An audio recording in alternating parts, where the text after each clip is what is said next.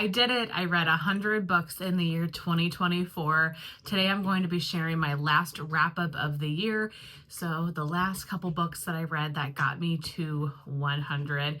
I don't think I've read 100 books in my adult life. I'm pretty sure I read 100 books when I was a teenager and kind of got off of reading a little bit throughout college and early career years. You know, life was busy. But I'm so grateful for having the ability and just being able to read 100 books this last year. What an amazing accomplishment for me. Like, I feel very happy about that. And today I'm filming this on December 12th. So there's still a couple weeks left of the year. There's a potential that I could get a couple more books in, but I thought, let's get this video filmed. I still have like 8 or 9 books to talk to you guys about today, so figured we'll wrap up the year with my 100 and then we will start fresh for the new year.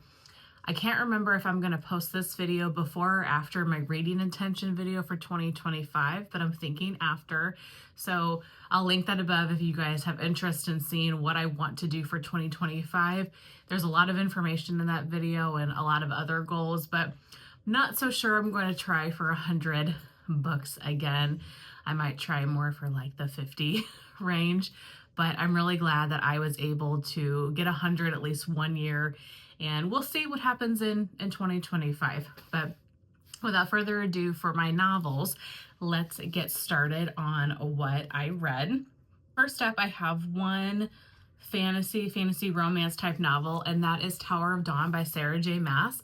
This is the 6th book in the Throne of Glass series. This one took me a while to read, and I can't say too much about it because we're the 6th book into the series, so obviously I don't want to give any spoilers, but this one is following Kale in the southern continent, and it's happening at the same time as Empire of Storms, so the 5th book in the Throne of Glass series. A lot of people tandem read the two because they are happening at the same time and they're following different characters. I chose not to tandem read because I felt like that might be a little bit overwhelming. But after finishing Empire of Storms, I wish I would have tandem read, because Empire of Storms ends on a cliffhanger, so you want to know what happens next. But Tower of Dawn doesn't tell you what happens next. Tower of Dawn goes back in time and starts that same section of time over again. Overall, this was not my favorite of the books. I liked probably the last like 200 pages a lot more than the first couple hundred, but not my favorite of the series. Overall, I really do love this series though, and I'm currently halfway through Kingdom of Ash, and I'm just absolutely obsessed with that. So I'm really hopeful that I can finish Kingdom of Ash in December and complete the Throne of Glass series in 2024, but that one is so good. So not my favorite book of the series, but in general, highly recommend the Throne of Glass series by Sarah J. Maas. Definitely one of the highlights of my reading year this year was to pick up this series. Next, I read The Life Impossible by Matt Haig, I think is how you say his name. I've read a few books from him before and have enjoyed him as an author. A lot of his books kind of have a life lesson, thought-provoking type of theme to it, which I do enjoy. It's fiction that shares some life lessons. I think this one was exactly, it fit his normal writing style very well. I did not love the story on this one. I can't give too much away, but essentially it's about a woman who travels to a new country. She goes out scuba diving, I believe it is, and encounters some sort of creature, and this creature gives her these supernatural powers, and she is kind of trying to figure out what is she going to do with all of this new power that she has, and you know, how can she help the people on this little island with this power. It was a little, I mean, all of it is far-fetched, obviously, but this one, the storyline of it didn't really intrigue me too much once I figured out what was going on. It felt just kind of, I don't know the right word for it. I just didn't really care for it. So while it was a book that did have a lot of life lessons, and I felt like it's like I said, very similar to his other novels. I didn't particularly love this storyline, and I listened to this one on audiobook, and I also didn't love the narrator. And sometimes that really, having a good narrator can make or break an audiobook. And so I felt like I just wasn't super into who narrated this novel, like her voice, her mannerisms, her tone, inflections, and things. So just wasn't a book for me. I still gave it a 3-star because I still think it's a decent book, but of the ones I've read from Matt Haig, this one is definitely not high on my list. Read Signed, Sealed, Dead by Cynthia Murphy, and I believe this one is a YA. Sorry, Rip just got underneath my my table and he's shaking the camera. Hi, buddy.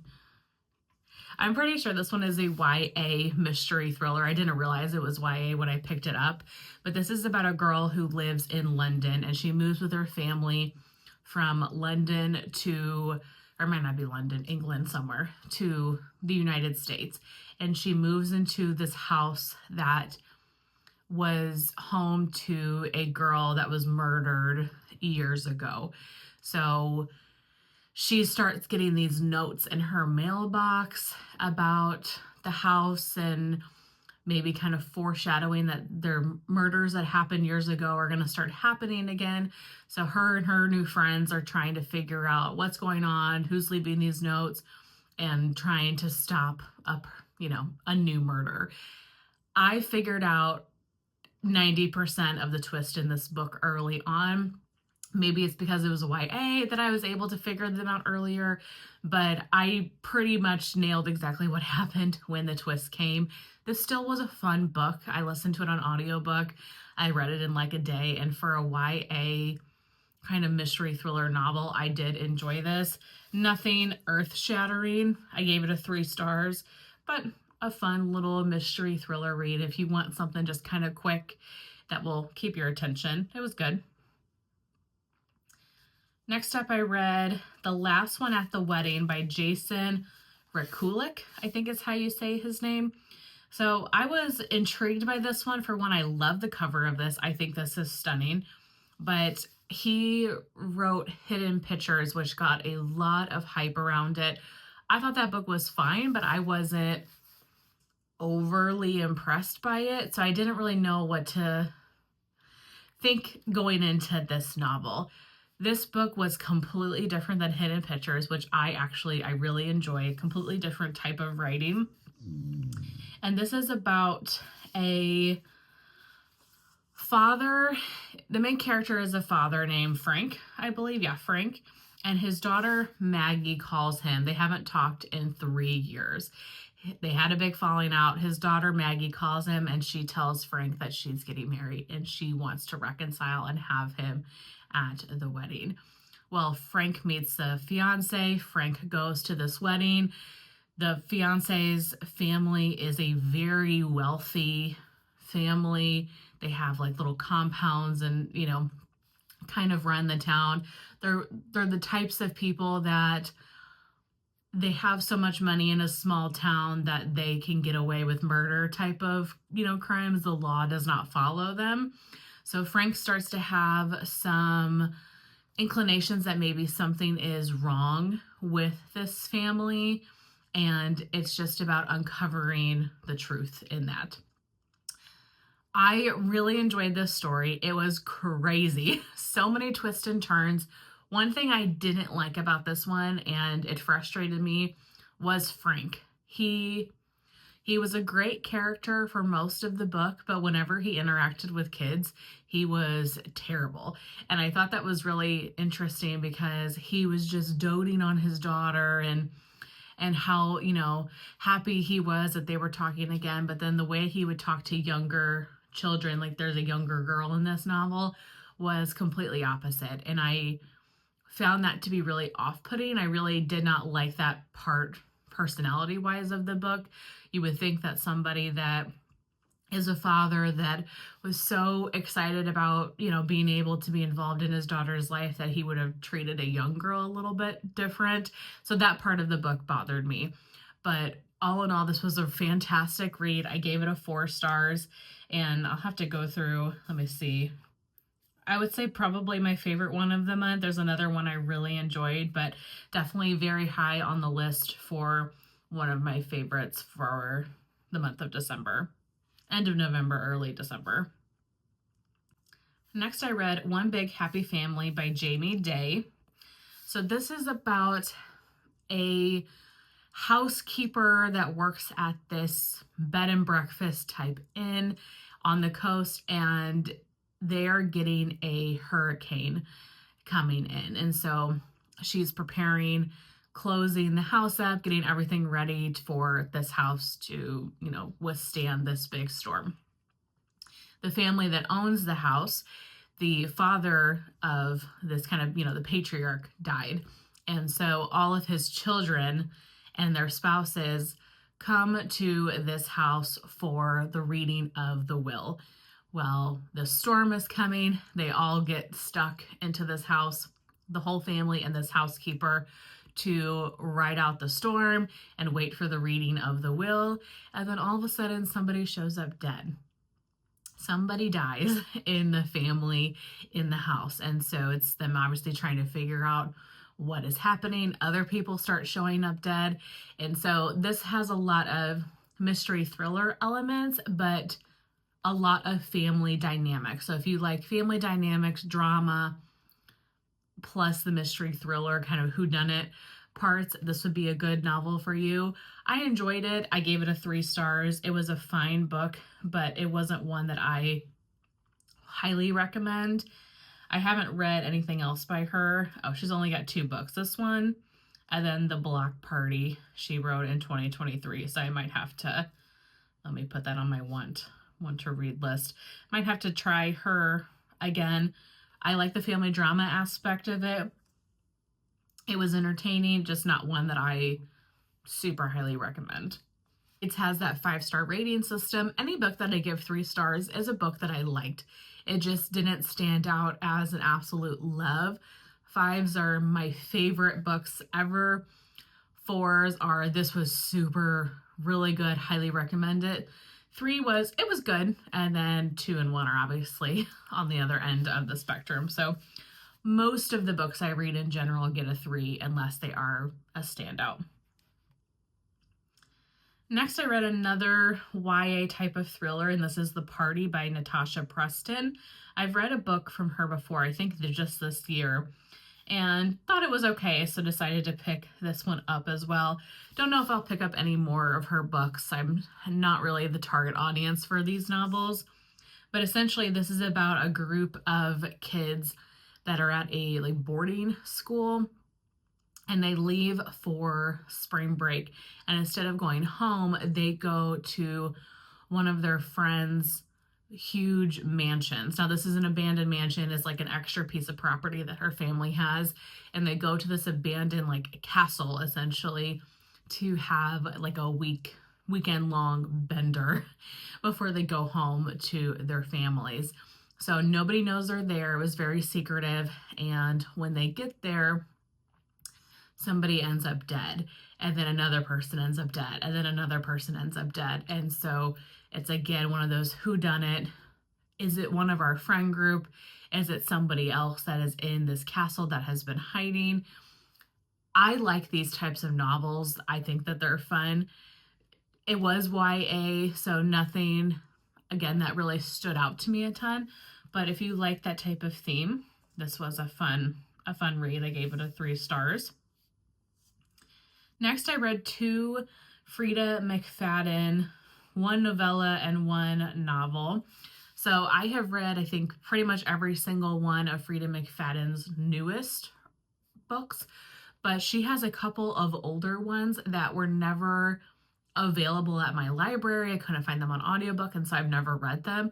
Well, I was scrolling through my library app the other day, and all of a sudden they were there. So I'm assuming they added them recently, so I jumped on them. There was 3, I got 2 of them, and then one of them I placed on hold, hopefully to read in 2025. So I will be caught up on the Freida McFadden ones.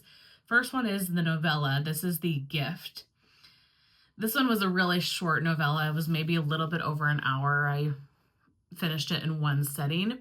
This is about a woman who is, not much to say because it's only an hour, but it's about a woman who's trying to find a special Christmas gift for her husband. It is her husband and hers first Christmas together married, and she doesn't have much money. So she's trying to find a gift for her husband for Christmas, and she goes to extreme lengths to find this gift. Since this is such a short novella, this was action-packed from the get-go. Did really enjoy this one. I gave it a 3 stars. Highly recommend picking it up if you like quick thriller, quick reads, and if you like Freida McFadden's writing style. And then the novel that I read from her is The Surrogate Mother by Freida McFadden. And it was interesting. Goodreads and the cover of the book say The Surrogate Mother, but when I checked this out at the library, it just said The Surrogate. So I'm not sure what the confusion there is, but The Surrogate or The Surrogate Mother. This is about a couple who have been going through infertility treatments. They're trying to get pregnant, cannot get pregnant. And then one day, one of her coworkers, everybody in the office knows that they're struggling to have a baby. And one day, one of her coworkers comes up to her and says, "I'll be a surrogate for you. You just have to pay for my college. Like, I'll have this baby for you." And so this woman gets pregnant. Everybody's so excited. And then our main character starts to figure out that maybe this woman doesn't have the best of intentions, and maybe she's trying to do some nefarious things. Really liked this. This was action-packed from the beginning. You kind of knew what was going to happen, but there was some twists and turns, especially at the end. There's a big twist at the end that I was not anticipating, and overall this was a really good book. And the ending, it ended in such a creepy way, and I love that. I feel like it's one of those endings that kind of just stick with you. So highly recommend this one. I gave it a 4 stars. So between this one and, like I said, Jason Rekulak's The Last One at the Wedding, these are definitely my 2 favorite reads of the month. And then lastly, my 100th book of the year just finished yesterday. And actually, I listened to this audiobook in one day. I just got on a roll and I was like, let's go. Let's hit this 100th bookmark. This is Just the Nicest Couple by Mary Kubica. I'm sure I'm butchering that. This one follows 2 couples. You have Jake and Nina, and then Lily and Christian. And Jake goes missing one night. And Nina and Lily are friends. They work together at a school. And Nina starts to have suspicions that Lily and Christian are involved in Jake's disappearance. And so it's following Nina trying to figure out what happened to her husband, where he is, and just the whole unfolding of that. Again, this one, it had a lot of twists and turns that I kind of was anticipating. And then at the end, it packed a punch that I did not figure out. I probably should have. There was clues along the way, but I did not figure it out. So this ended on such a good note. I gave this a 3 stars, but it might even be a 4-star read. It was a really good read.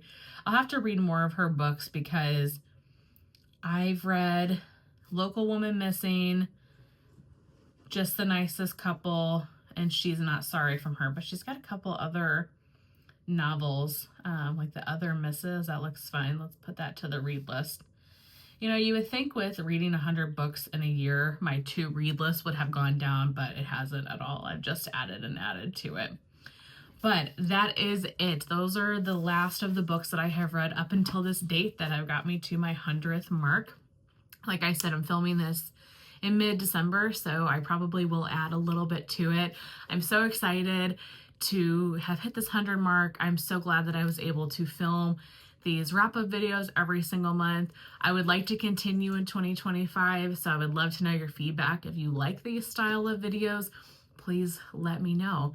I really hope that you guys enjoyed seeing everything that I read over the last month or so, and I will see you very soon in my next one. Bye.